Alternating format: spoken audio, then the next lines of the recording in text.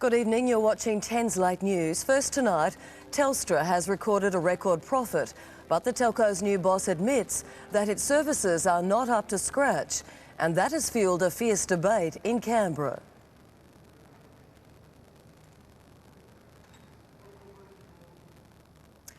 We seem to be having some problems with our lead story tonight. We'll try to come back to that shortly. Chief Sol Trujillo flew into the national capital with a $5 billion plan for a high-tech upgrade of the creaking network. What's not clear is who he expects to pay for it. Certainly he's not strapped for cash, announcing a $4.44 billion record corporate profit, up 8% on last year. The American high flyer brutally frank in his assessment that the Australian network is technically in urgent need of a fix. We have to streamline. We have to innovate better. We have to provide better service. Labor is gobsmacked. The admission, it says, is a direct result of the government wanting to fatten the cow before selling it. 1 year's profit could put all this cutting-edge technology all over Australia, and that is the solution, not to come to Canberra and ask for government handouts. Mr Trujillo wouldn't spell out details ahead of his meeting with John Howard, but the Communications Minister, under pressure from the Nationals, appears sympathetic. I think it's encouraging to see the new CEO looking at having some vision for Telstra. Obviously, the government wants to have a look at what the proposal is. Last week, Mr Howard said the Telstra boss needed a reality check. The Prime Minister is caught between two competing interests. He needs Mr Trujillo to make Telstra as attractive as possible to big-time investors and at the same time placate his newly assertive coalition partners. And the focus of that revolt, Senator Barnaby Joyce, is feeling vindicated. Did you explain your plan for the $5 billion networking push? I'm sorry, I've already commented. Paul Bongiorno, 10 News. I have no further comment. Women are likely to play a bigger role on the front line of our defence forces. Federal Cabinet considering the move to prevent a looming recruitment crisis. More than 100 Australian women are currently serving in the Middle East, 15 in Al Mathana alone, but their roles are limited. The proposed changes would see women able to join direct combat units, such as the infantry and artillery, as long as it's a support role. It gives the Army, the Navy and the Air Force the opportunity to make better use of its very competent service women.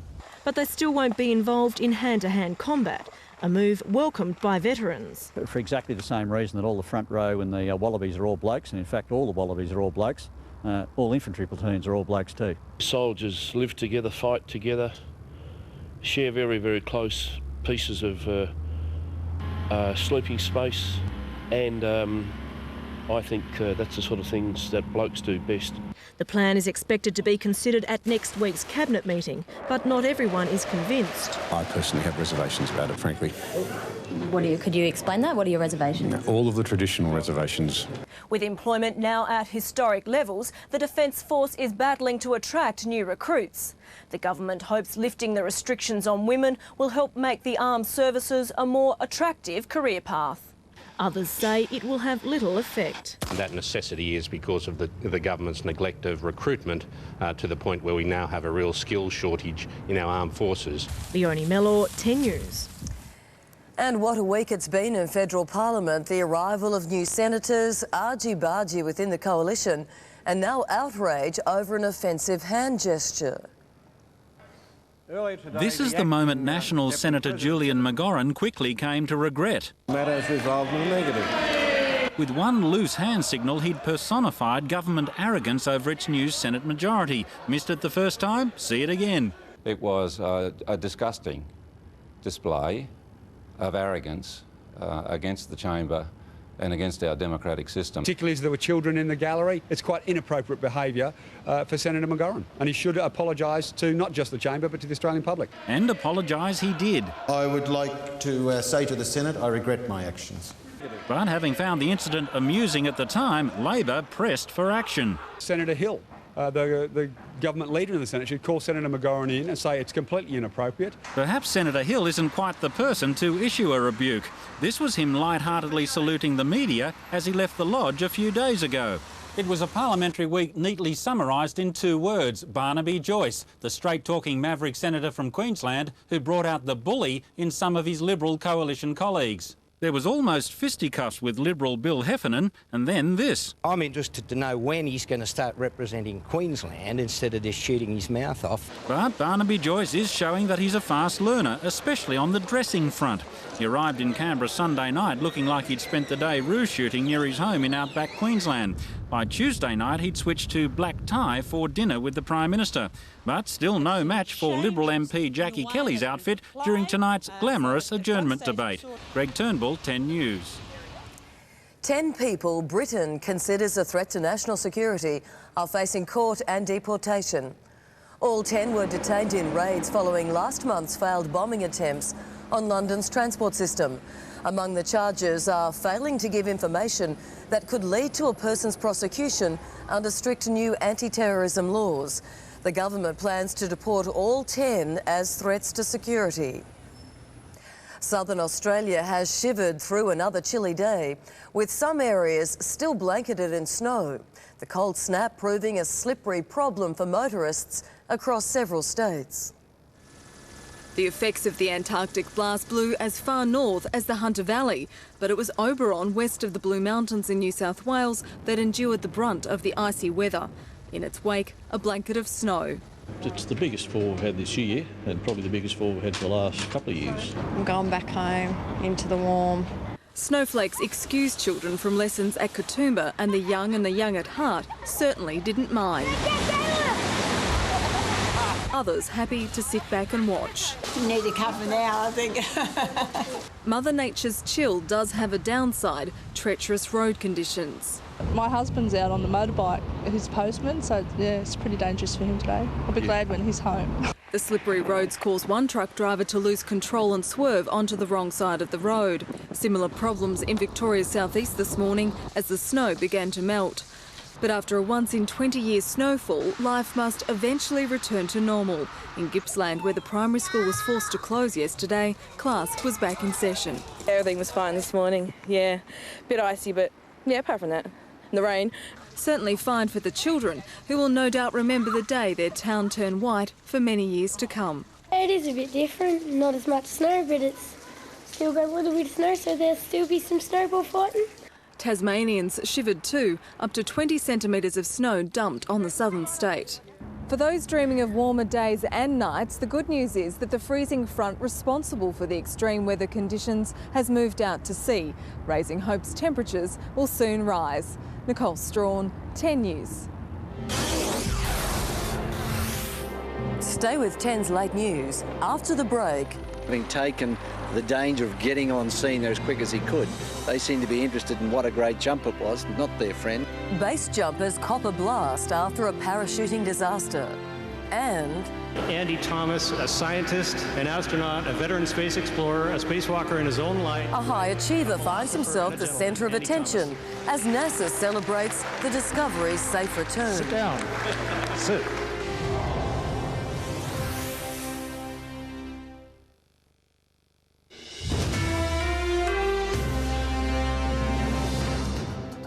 You're watching 10's Late News.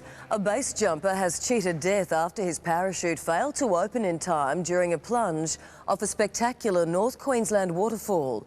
His rescuers blasting thrill seekers for putting other lives at risk. It's Australia's longest waterfall jump. Incredibly, the adrenaline junkie from northern New South Wales survived the 300-metre plunge after his chute only opened at the last minute. He suffered suspected spinal injuries after smashing into the water. But his fellow thrill seekers were apparently too busy giving each other high fives to help the paramedic who'd trekked for 2 hours to rescue their colleague. Having taken the danger of getting on scene there as quick as he could, they seem to be interested in what a great jump it was, not their friend. A high-profile Sydney-based jumper was critically injured in the same spot last year. The person ended up on the same rock at the bottom of the falls. The incident is very similar. It's extremely frustrating to see the same event occur again. Oh, he pulled it off. Oh, unbelievable. Unlike other states, base jumping's not banned in Queensland's national parks. Participants don't even need a permit. Oh, he's in the water. He's in the National water. parks want the extreme sport banned at popular Wallerman Falls and permits issued for less accessible spots. It's not something we encourage. We consider it to be extremely high risk. Emergency crews enraged that the latest rescue tied up their valuable helicopter and put them at risk in dangerous terrain. Rescuers themselves are fed up. There's a feeling that it's only a matter of time before attending a thrill-seeking accident could cost them the life of one of their own. Our people are put in a lot of danger just to go and get these people because of something foolish that they have done. A review of national park regulations is now underway. Brett Clappis, 10 News. One of the Australian cyclists injured in Germany has returned home, keen to get back on her bike. Katie Brown is determined to compete once again, setting her sights on the Beijing Olympics. There's no place like home, and that's where Katie Brown will be spending some quality time before she begins rehab. And I'm sort of going a little bonkers. The 22-year-old returned from Germany on Saturday. Doctors there stabilising her after the horrific accident that killed Amy Gillett and seriously injured Katie and 4 of her teammates 3 weeks ago. What did you think when you first saw that car coming towards you? The first thought was I thought she was actually just standing there, like, parked there doing a burnout, like as a typical teenager, but then it sort of came closer to us. Incredibly, the 18-year-old German driver is back on the road after offering an apology to our cyclists. Apparently she did apologise. I'm not too sure about that because we weren't really allowed to associate or really talk to her, and I don't really want to talk to her at the present time. Maybe in a couple of months I might have a chat. Katie's courage and positive outlook are apparent when you meet her. She says it's thanks to the support of her family, the hundreds of emails from well-wishers and her teammates, including Louise Yaxley and Alexis Rhodes, who remain in hospital in Germany. I rang them yesterday afternoon and they're doing great. Louise just got her stitches out and she sounds like she's going well, and Alex was at physio's. Katie's also thrown her weight behind Amy Gillett's husband Simon's campaign to raise awareness of cyclists on the road, but maintains as soon as she's well enough, she'll be back out there training in Sydney traffic. Well, this is where I grew up and learned how to ride my bike with the traffic, so I'm not real concerned about it. Doctors say she should be back on her bike in 6 months. Angela Bishop, 10 News. NASA's been blowing the party budget with welcome home celebrations for the crew of the Space Shuttle Discovery. And Australian-born astronaut Andy Thomas has found himself the centre of attention for his role in the risky mission. NASA rolled out the red carpet for its new generation of space heroes. Commander Eileen Collins leading her crew one last time, and there, caught up in the sea of American patriotism, Australian-born Andy Thomas. I think you'll all agree with me that it's great to be alive and in Houston. Amid the fanfare, they thanked God and the NASA family for getting them home safely and paid special tribute to the sacrifice of the Columbia crew. We were able to fix our vehicle to come home because of what they did for us. The man who made those historic repairs to the shuttle thanked the calm voice who talked him through the mid-flight drama, Andy Thomas. Andy Thomas, a scientist, an astronaut, a veteran space explorer, a spacewalker in his own right, a philosopher and a gentleman. Andy Thomas. Sit down. Sit. A veteran of 4 space missions, the 53-year-old didn't talk of his pending retirement today, just the future. So on behalf of the crew, I certainly want to thank you for everything that you've done. And I hope, and I share the hope, that it won't be too long before another crew stands here and can tell about the adventures that you have made possible for them. In the not too distant future, he hopes that will include his wife Shannon, a fellow astronaut. How about one more round of applause for this wonderful crew? In the United States, Lisa Goddard-Rolls, 10 News. Stick around. When the late news continues, how the world's most famous frog is celebrating hitting the half-century. And then in sports tonight, Glenn McGrath's miraculous recovery to take his place in the 3rd Ashes Test.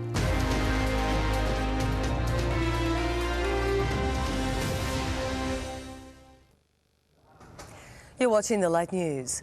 It's been an emotional day of evidence at the Kerry Whelan murder trial.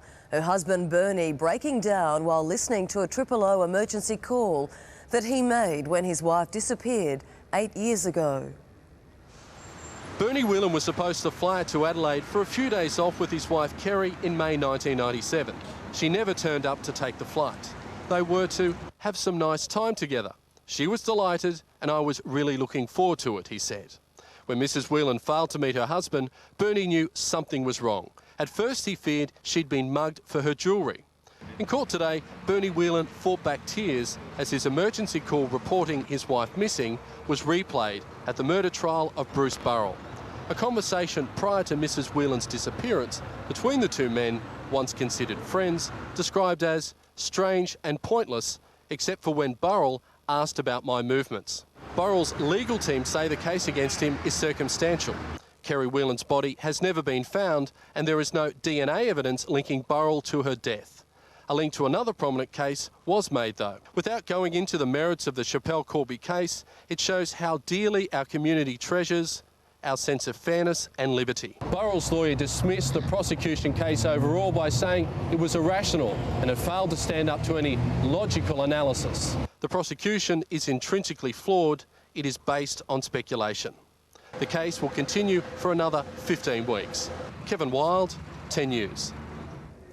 Checking finance news tonight, and as usual at ComSec, it's Tom Petrovsky. Tom, once again we're being stunned by the economy's ability to create jobs. Well, Sandra, there were plenty of slack jaws in the market this morning when the Bureau of Statistics reported that 12,500 jobs had been added to the economy in the month of July. The reason for the surprise is that most economists thought that the economy would have shed about 2,500 jobs. So the unemployment rate at 5% remains at its lowest level in more than 28 years. But over the course of the last 11 months, almost 375,000 jobs have been added to the economy. At no other time has jobs growth been greater. And Tom, with more people in the workforce, Australians are spending more. Well, that's why employment is the holy grail as far as policymakers and economists are concerned. Sandra, more people in jobs means more people spending. And figures from the Bureau of Statistics support this. They showed that on average, the average household spends more than $880 per week on goods and services last year, which is an increase of 25% compared to 5 years ago. Spending on mobile phone charges is up by more than 180%, healthcare, or childcare rather, by 34%, and petrol up by about 25%. Thank you, Tom. You've been busy indeed with all those facts and figures. We appreciate it. Time to take a look at the market in further detail. If there's any left, I guess. The All Ordinaries leapt another 40 points today by the close as the Australian share market continued its foray into record territory. The booming energy and resources sectors started the upward spiral, which was generally repeated across the board. However, Telstra shed 14 cents on forecasts that next year's earnings won't be as good, and the CommBank bucked the trend among the major banks. The Australian dollar is also stronger. At the moment, it's around 77 American cents. Gold is trading at $438.20 US an ounce. Our favourite green puppet, Kermit the Frog, is turning 50 years young. While he's somewhat in denial about hitting the big O, or rather the big 5-0, and we can understand why, the green guy is hoping, or rather hopping with excitement, for his big birthday bash. He's the Muppet of all Muppets. It's the Muppet Show with our Now our favourite green puppet is going through a midlife crisis. Kermit's in denial he's about to turn half a century old. I'm not sure that that 50 for me is the same as 50 in people years. I think there might be a difference in frog years. While the little green guy has made superstars blush. I've never talked to a frog before. Well, we're just like anyone else. A little more jumpy, maybe. And given comedians a run for their money... Listen, you meet a frog without a sense of humour and you're looking at a green lump. The average frog-turned-superstar doesn't look a day older than when he first jumped onto the small screen in the mid-50s, although he insists he is a lot wiser. Do you start to reflect on your life and you look back over the years at everything you've done, you know? And I think with age, you know, middle age comes wisdom. It's time to raise the curtain on the Muppet Show tonight. To coincide with Kermit hitting the big 5-0, the Muppets have released a collector's DVD box set of the show's first ever series, aired in 1970. 1971. It includes never-before-seen footage of the pitch given to TV executives to try to get the show across the line.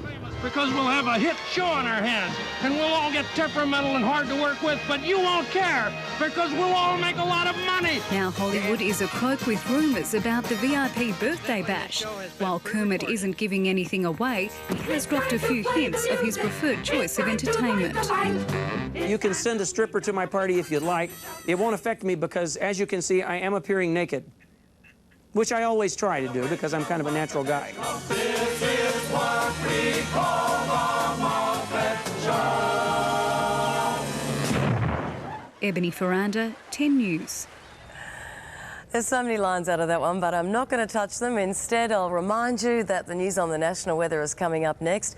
Then, of course, it's Sports Tonight with Lee Diffie. And Lee, just like last week's second test, the Poms have made another strong start. Sandra, that's right. No Muppets on the English cricket team. They're performing at the right time, and at 1-1 in the series, this is a crucial test for both sides. And not only are the Poms playing well, they also had a little luck on their side early in the first session.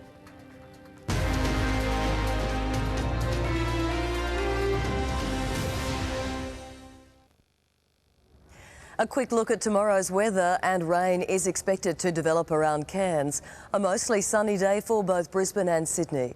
It'll be frosty, then fine in Canberra. Hobart is in for a mostly cloudy day. Showers are forecast around Melbourne, but clearing from Adelaide. It'll be windy and wet in Perth, then sunny and fine in the Alice and Darwin. Inner Mongolia has finally given up a long-held secret, and it's nothing to do with natural wonders. After 54 years, herdsman Bao Hishun is now the world's tallest man, officially. After a little trouble finding a big enough tape, the Guinness Book of Records finally accepted that Bao really is 236 centimetres or 7 feet 9 inches tall. Bao says he just kept growing until he towered over his countrymen. Medical tests have found no abnormalities. They just show that Bao is really tall. He is. That is the latest from the 10 News desk for now. Stick around, Lee Diffie's along next with the latest from the Sports Tonight desk. I'm Sandra Sully from the Late News team. Thanks for joining us. Good night.